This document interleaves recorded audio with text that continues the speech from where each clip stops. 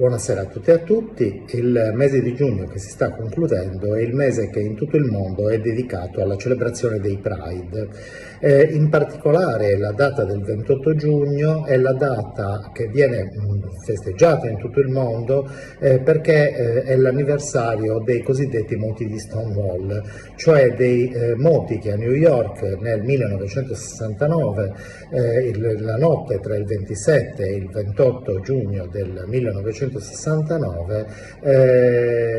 rappresentano in qualche modo il punto d'inizio del movimento gay, lesbico e trans in tutto il mondo. In quella notte infatti in un locale newyorkese, appunto lo Stonewall, dove si ritrovavano le persone gay, lesbiche e trans, irruppe per l'ennesima volta la polizia, ma quella notte l'esito fu diverso. Le persone che infatti si riunivano in quel bar e che subivano appunto le irruzioni delle polizie del tutto immotivate, nel senso che in quel locale non veniva commesso alcun crimine, si ribellarono alla polizia, dando appunto vita ai cosiddetti moti di Stonewall e all'inizio di quello che è il movimento gay, lesbico e trans. La raccomandazione è innanzitutto una: non chiamiamolo Gay Pride, si chiama Pride, sono ormai anni, forse decenni, che si insiste sul fatto che non lo si debba chiamare Gay Pride, perché non è soltanto la celebrazione dell'orgoglio gay, ma è la celebrazione dell'orgoglio di tutta la comunità gay, lesbica, trans, intersex, queer e di tutte appunto le specificità di cui è composto il movimento e la comunità. Il Pride è un momento di rivendicazione, di orgoglio personale, appunto come dice il nome stesso, ma è anche il momento in cui si rivendicano diritti politici, ed è questo il motivo per cui è importante la celebrazione di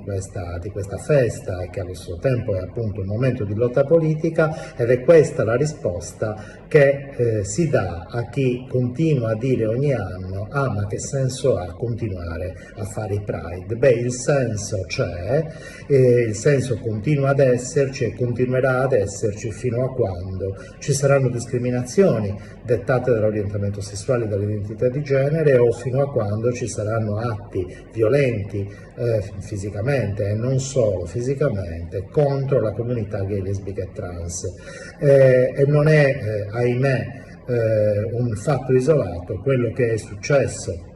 nella notte tra venerdì e sabato della scorsa settimana a Oslo, dove la comunità gay, lesbica e trans di quel paese è stata ferocemente attaccata, con un esito ahimè di 2 morti e di molti feriti, da un folle, chiamiamolo così, che ha sparato contro la folla che frequentava un bar frequentato appunto dalla comunità gay, lesbica e trans.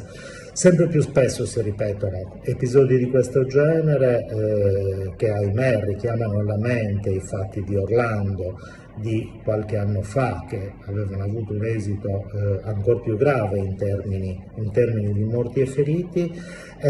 Ancora una volta le parole d'odio delle destre integraliste armano la mano delle persone deboli di mente e danno luogo ad esiti sanguinosi contro le persone gay, lesbiche e trans. Questo è solo uno dei 1000 motivi per cui ancora oggi